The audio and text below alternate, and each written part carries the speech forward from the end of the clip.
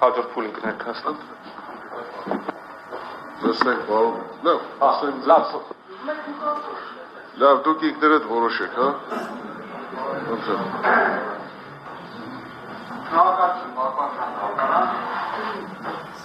Նախ ներողություն եմ խնդրում։ Ուշացումով ներկայացակ ընդունեցինք այդ ամեն ինչը, գիտենք, որ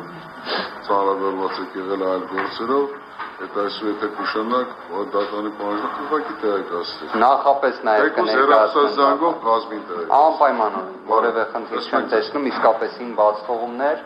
նաև դատավարության մասնակիցներից եմ հայցում ներողամտությունը, որ ուշ եմ ներկայացրել եւ այս հարցի վերաբերյալ որպես այդպիսին ամփոփիչ հատվածում եմ դիրքորոշումս ներկայացնում, թեև նույնիսկ եթե սկզբնական փուլում էլ ներկա լինեի պատվարժան դատարան, ես կարծում եմ մենք նույնիսկ նախնական դատալսումների ըստ էության մեղադրանքի կողմի տիրույթում գտնվող հարցի վերաբերյալ ունենք անհաղթահարելի խոչընդոտ դրա օրինականության տեսանկյունից, դրա իրավաչափության տեսանկյունից։ Փորձեմ պարզաբանել իրավիճակը պատվարժան դատարան։ Մենք քննարկում ենք ապացույցների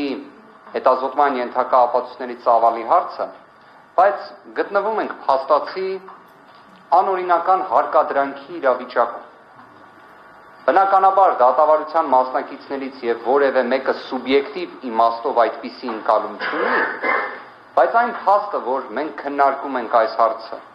երբ Բագրատ Սրբազանը եւ պարոն Չախալյանը կալանավորված են, եւ կներեք, թեև իմ պաշտպանյալի իհարկե վերջինս եւս դրա հետ իհարկե համաձայն է, բայց դասական իմաստով հնարավոր է շահերի հետ համընկնող չլիներ, բայց պատվարժան դատարան չի կարող լինել իրավիճակ, երբ 18 անձի նկատմամբ կա նույնությամբ, նույն բովանդակությամբ մեղադրանք, բոլորի նկատմամբ կիրառված լինի այլընտրանքային խափանման միջոցներ կամ դրանց համակցություն, բայց երկուսի նկատմամբ կիրառված չլինի։ Ապացույցների ծավալի հարցը քննարկելու ընթացքում մենք եւս մեկ անգամ համոզվեցինք, որ որևէ մի բովանդակային տարբերություն այս ընդհանուր առմամբ ակնհայտ անհիմն քաղաքական ապօրինի մեղադրանքների տեսանկյունից չկա։ Հիմա հարց է առաջանում, ինչով է պայմանավորված, որ Բագրատ Սրբազանը նախնական դատալսումների այս կարևորագույն հարցի քննարկմանը պետք է մասնակցի, դիրքորոշում ներկայացնի կալանավորվածի կարգավիճակով, պարոն Չախալյանը պետք է մասնակցի այս հարցի քննարկմանը կալանավորվածի կարգավիճակով, իսկ մյուս մեր գործընկերները ունենան հնարավորություն ավելի մարդասիրական խափանման միջոցի։ Իդեպ կարևոր հանգամանք եմ ուզում նշել, այնպես չէ, որ նշածս խափանման միջոցների վերացումը որևէ մեկի կողմից հատուկ մարդասիրական մի հայեցողական լիազորության իրացում է լինելու։ Այն մարդասիրության սկզբունքից բխող պարտականություն պետք է հանդիսանա։ Անկեղծ եմ ասում, պատվարժան դատարան նույնիսկ միջազգային իրավունքում Վիեննայի կոնվենցիան միջազգային պայմանագրերի մասին ուղիղ նախատեսում է, որ հարկադրանքի կամ սպառնալիքի ներքո պայմանականորեն պետությունների միջև կնքված պայմանագրերը առ ոչինչ են։ Հիմա ես ուզում եմ հասկանամ, երբ մեզ հետ փաստացի, որովհետև սա միասնական պաշտպանության կողմ է։ Երկու անձի նկատմամբ դեռևս պահպանվում է ամենաինտենսիվ խափանման միջոցը, եւ ես չունեմ պատասխանը, թե ինչու։ Այսինքն ես կարող եմ մյուս պատասխանը տալ։ Կյանքը եւ այս դատավարությունը ապացուցեց, որ բոլոր մեղադրյալները, որոնց նկատմամբ կալանքներ կիրառված որպես խափանման միջոց, ում նկատմամբ այն փոփոխվել է, իրենց վարքագծով ապացուցեցին, որ կալանքի անհրաժեշտություն ի սկզբանե էլ չի եղել։ Ի սկզբանե էլ բացակայել է։ Հիմա հարց է առաջանում, հանրային մեղադրողները պատկերացնում են, որ կարող է լինել օրինական, իրավաչափ, նախնական դատալսումների այս առանցքային կարևոր հարցի քննարկումը, երբ երկու անձ դեռևս գտնվում է կալանքի պայմաններում առանց որևէ հիմքի։ Պատվարժան դատարան ես անկեղծորեն եմ ասում, ես գտնում եմ, որ այս հարցի քննարկման շարունակությունը կամ այս հարցի ավարտը, որը բնականաբար նախնական դատալսումների տեսանկյունից կարծում եմ շատերը կհամաձայնվեն, երկու հարցն է առանցքայինը։ Առաջինը խափանման միջոցի վերաբերյալ հարցերը, այնուհետև ապացույցի ծավալի որոշման հարցը, որտեղ սրանով մենք հաջորդիվ մեր բոլոր գործողությունները պետք է ինչ-որ իմաստով կանխորոշենք։ Եվ այս առանցքային հարցի քննարկումը մենք իրականացնում ենք իրավական իմաստով աբսուրդային մի իրավիճակում։ Ես անկեղծորեն եմ ասում պատվարժան դատարան, ես կպատկերացնեի, որ հանրային մեղադրողները ոչ թե այս պահին պետք է փորձեին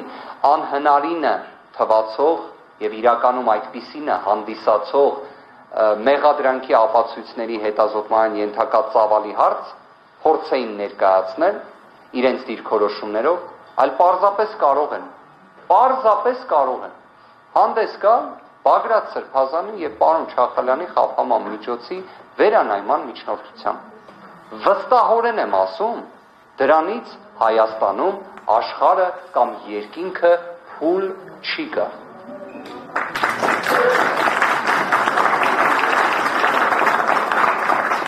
Պատվարժան դատարան ամփոփելով զուտ հարցի վերաբերյալ, թեև ես գտնում եմ այն խնդիրը, որը ներկայացվել է, իսկապես անհաղթահարելի է, բայց մյուս կողմից հաղթահարման մեխանիզմը կա, այսինքն կարող ենք հիմա ընդհատել այս հարցի քննարկումը, խափաման միջոցների հարցը լուծենք, որովհետև մեղադրյալների միջև չի կարող հավասարությունը չլինել, կամ ներկայացրեք այդ ինչն է ամենաանհաղթահարելի այդ տվյալը։ Բագրատ Սրբազանը այս ժամանակահատվածում ավելի շատ մարդա տեսակցել, հանդիպել, զրուցել, քան մյուս մեղադրյալները բոլորը միասին վերցված, լինելով կալանավորված։ Բայց ինչ ռիսկի մասին ենք էլի խոսում։ Ինչ ռիսկի մասին ենք խոսում։ Եթե Արթուր Սարգսյանի տեսանկյունից ենք նայում, թե ինչ ներկայացվել է, ես չգիտեմ ինչա ներկայացվել Արթուր Սարգսյանի մասին։ Այնպես չի, որ նիստին ներկա չեմ եղել, դրա համար չգիտեմ։ Նիստին ներկա չեմ եղել, գործընկերս պարոն Խաչատրյանը ներկա եղել, ես էլ ամբողջը միշտ դատական նիստերից հետո շնորհակալ ենք զանգվածային լրատվության միջոցների գործընկերներին, բոլոր տեսանյութերը հասանելի են։ Ես չհասկացա ինչն է ներկայացվել Արթուր Սարգսյանի վերաբերյալ։ Ինչն է էլի։ Ոնց ենք, որ օրինակ ինչ ապացույցի դեմ հատուկ մարտավարություն մշակենք, որ մենք էլ դիրքորոշումը ներկայացնենք, ըստ դրա հերքելու, թույլատրելիության եւ այլ մարտավարությունը մշակենք։ Իմ մոտ տպավորություն է, որ մենք գտնվում ենք հին Հռոմում, որտեղ հնարավոր է միասնական մի մեղադրանք առաջադրել ու դրանով ասել վերջ, գնացինք առաջ։ Յուրաքանչյուրը ստեղ առանձին մեղադրյալ է իբրև հանդես գալիս։ Պատվարժան դատարան այսքանն էի ցանկանում ներկայացնել, իսկապես կարծում եմ, ինչքան էլ հենց կարևոր հարց լինի ապացույցների ծավալի հարցը, կարծում եմ դրա շրջանակներում ունենալ նման իրավիճակ, նման ապօրինություն, որը շարունակվող է, տևող է, բայց միաժամանակ 3 րոպեում հաղթահարվող, որի պայմաններում կրկին երաշխավորում եմ, երկինքը փուլ չի գա, աշխարհը փուլ չի գա, որևէ մի անհաղթահարելի դժվարություն չի լինի, որը ապացուցեցին 16 այլ անձինք այս վարույթով, որովհետև երևի երբ ի սկզբանե մեկի խափաման միջոցը փոխվել էր, օրինակ սարկավագինը երևի տպավորություն էր, որ վերջ, աշխարհը փուլ է գալիս, ապոկալիպսիսն է մոտենում եւ այլն, բայց տենց չեղավ։ Որովհետև խափաման միջոցը խափաման միջոցի մասին պետք է լինի, ոչ թե ապոկալիպսիսների կամ այլ նման երևակայությունների։ Շնորհակալություն պատվարժան դատարան։